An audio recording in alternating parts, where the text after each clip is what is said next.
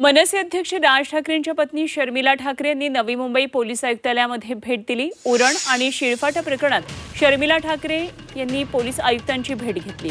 मुलींचे रक्षण करण्याची जबाबदारी ही पोलिसांची आहे आणि कोणताही राजकीय पक्ष तुम्हाला अडवणार नाही, तरीही तुम्ही ॲक्शन घेत नाही, तुम्ही तुमची दहशत दाखवा असं म्हणत पोलिसांबाबतची नाराजी यावेळी शर्मिला ठाकरे यांनी व्यक्त केली।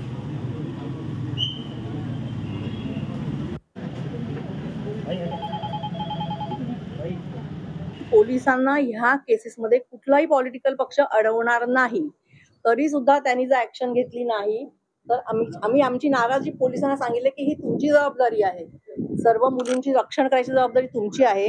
कुठलाही पॉलिटिकल पक्ष ह्याच्यात तुम्हाला अडवणार नाही की तुम्ही जसं पोर्शेमध्ये झालं, कोणीतरी आमदार गेलो होतं आणि थांबवलं, ह्याच्यात कोणीही अडवणार नाही। तुम्ही तुमची दहशत दाखवा। काय चाललंय गेल्या 3 दिवसात जर 3 मुलींना, आणि हिंस्रपणा म्हणजे किती हिंस्रपणा, मी निर्भया केस आपण एक ऐकली होती, त्याच्यात सुद्धा तो 16 वर्षाचा मुलगा सुटला, हे चूकच आहे।